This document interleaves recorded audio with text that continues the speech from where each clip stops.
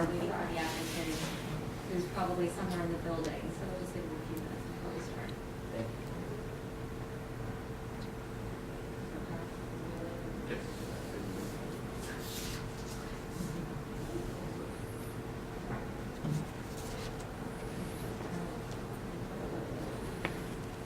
Yeah, I mean, it's.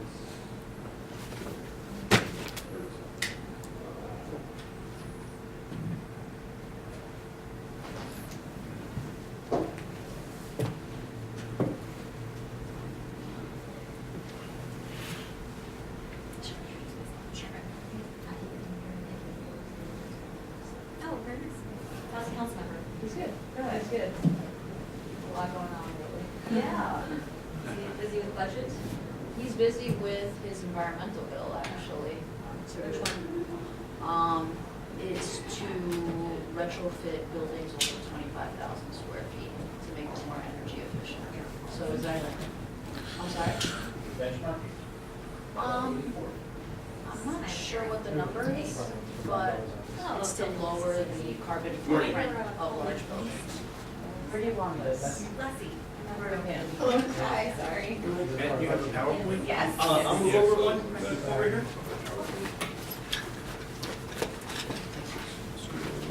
I don't think we did. I'm John. See? John? Oh, John? Yeah.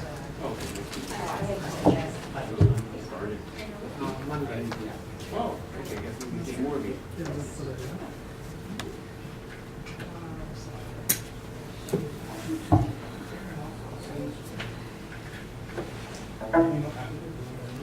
No, there's just three of them.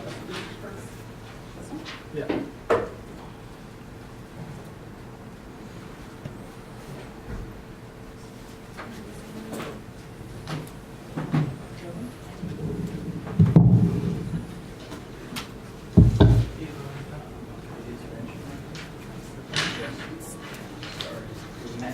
Thank you.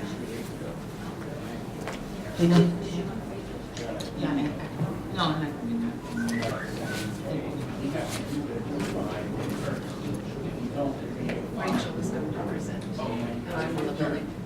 Just give her a minute.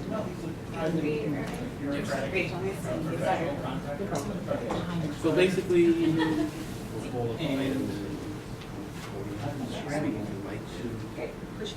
you need to click on That would be great. Lisa, get my rating. Do you have to click over to the PowerPoint? Oh, Lisa. You have to all of our. It's on. Oh, it's on recording. We're doing everything, but this benchmark.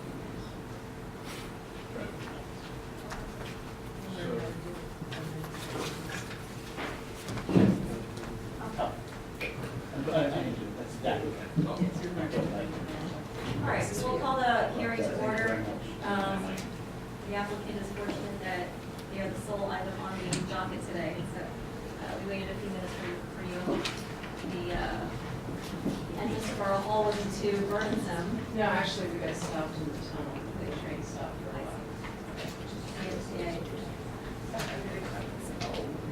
while.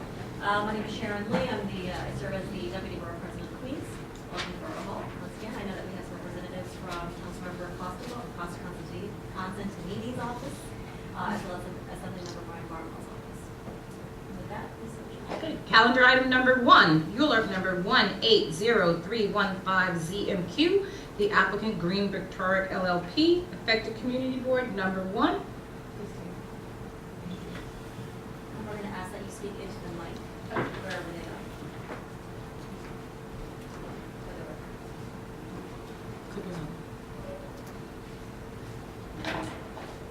Good morning. My name is Rachel Skall. I'm an associate at Greenberg Charig. I'm joined today by my colleague Deirdre Carson. Sorry that we're a few minutes late, got stuck. We represent 23rd Avenue Realty LLC, an applicant seeking a city planning rezoning to map a C23 commercial overlay to a depth of 150 feet from the north side of 23rd Avenue. Sorry. It's on? It's on? Oh, no, it's not on. Sorry. Yeah. Here we go. Wasn't on. From So a commercial overlay to a depth of 150 feet from the north side of 23rd Avenue on the block between the east side of 38th Street and the west side of Steinway Street. Todd Macaluso is here on behalf of the applicant. Currently, the portion of the rezoning area within 100 feet of the northern side of 23rd Avenue and within 100 feet of the western side of Steinway Street is in an R5D residential zoning district, and the remainder of the rezoning area is in an R5B residential zoning district. The proposed rezoning would not change these underlying districts, which were put in place as part of the 2010 Astoria rezoning. Our client owns 3801 23rd Avenue, Queens Block 805, Lot 1. It's an approximately 17,000 square foot lot, improved with a 4-story, 50-foot tall loft building, which is the building you see there on the left. The building was constructed in 1912 as part of the Astoria Silkworks complex. Contains approximately 48,700 square feet of floor area. It's an L-shaped parcel with a 1-story portion in the interior of the lot. The uses in the building have been legal nonconforming since the enactment of the 1961 zoning resolution. The building is legal non-complying with respect to bulk and is overbuilt by approximately 19,000 square feet. You can see the building from another angle here.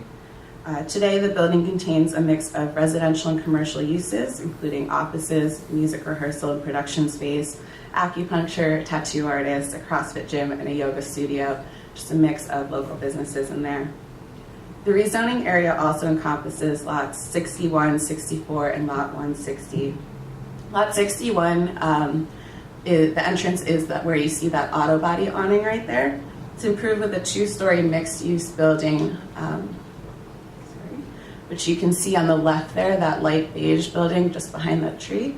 It's a 2-story mixed-use building housing an auto body shop, building supply, and residential uses. Lot 64 is at the corner there. It's a 3-story mixed-use building housing residential uses and a cafe with that garage along 23rd Avenue that you see in the image there. And then lot 160 is improved with the 3-story residential building that you see on the right, the darker brown building in this image. There's no development or enlargement proposed in connection with this rezoning. Rather, the rezoning will align the zoning on this block with the primarily non-residential character of the block. This will allow for orderly and lawful transition of uses in the future. The rezoning will also allow the existing yoga studio and CrossFit gym in the applicant-owned building to seek physical culture establishment special permits from the Board of Standards and Appeals.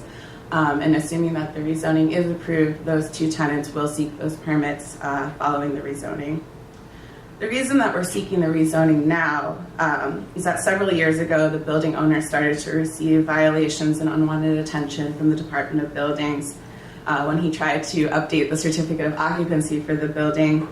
Found out that back in the early 1970s, a neighbor decided to, for whatever reason, on his applications department building, he listed his property and this property as a single zoning lot.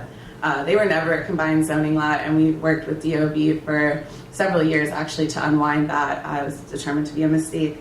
And so once that was taken care of, the owner was able to was able to start this process to get this rezoning done, which will allow the tenants who need the PCE special permits to seek those special permits, and then we can get a CO that's fully up to date for the building. And we heard the community board's concern expressed in their resolution in favor of the application, that lot 160, which is the residential building on Steinway Street, that it should be left out of the rezoning area. And we've raised this concern with the Department of City Planning, and we are open to the commissioner modifying the application. Happy to answer any questions. Thank you.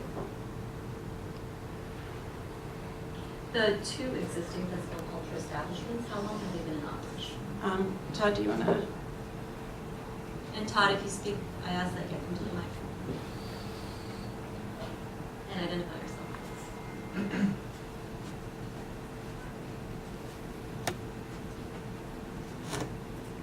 Good morning, Todd Macaluso, applicant. I would have to give you a guess. I would say 3 to 5 years. I'd have to look into that further and clarify that later, but top of my head, 3 to 5 years. How has it been in operation without the The yoga studio was previously a dance studio that was ready to go. So the previous dance tenant found the yoga as a replacement tenant, and it moved in seamlessly. I didn't ask in the lease. It says you have to have all your permits and everything, and I had no idea there was any issues until we got a violation, and we looked into it. And yoga applies to a whole different rule book than dance, so that's kind of what kickstarted this process. The CrossFit gym primarily is a one-on-one training service. It's not like a Planet Fitness or anything.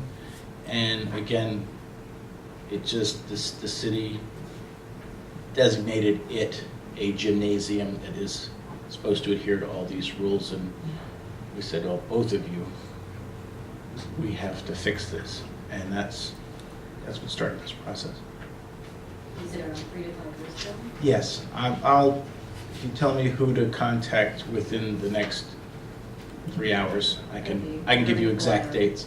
Director of Land Use and Planning. Okay. So, do you represent the owner, or do you own? My family owns the building. I'm part of the family. Oh, okay. And how long have you had this property? My father bought the property in 1980.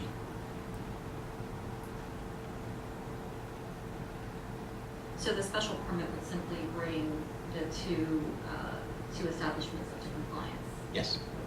And do you have plans for additional establishments? Right now, the building is mostly rented. Everybody's happy. I just want to legitimize what's there to keep everything smooth, everybody happy. It's been a long time before I had this level of occupancy and sereneness between the tenants. So I'd like to keep what I have whole. Well, I guess the question is, so the commercial overlay that you do now, how soon after would you start filing for the special permit? I would require the tenants do that, and I'm trying to get them to do it together to save a little bit of money. I will steer them into doing it as soon as possible. All right, great. Thank you for, before we The other question is, the community board in their recommendations that they would like to cut the commercial overlay to 150, 100. So can you tell me how that might affect the property?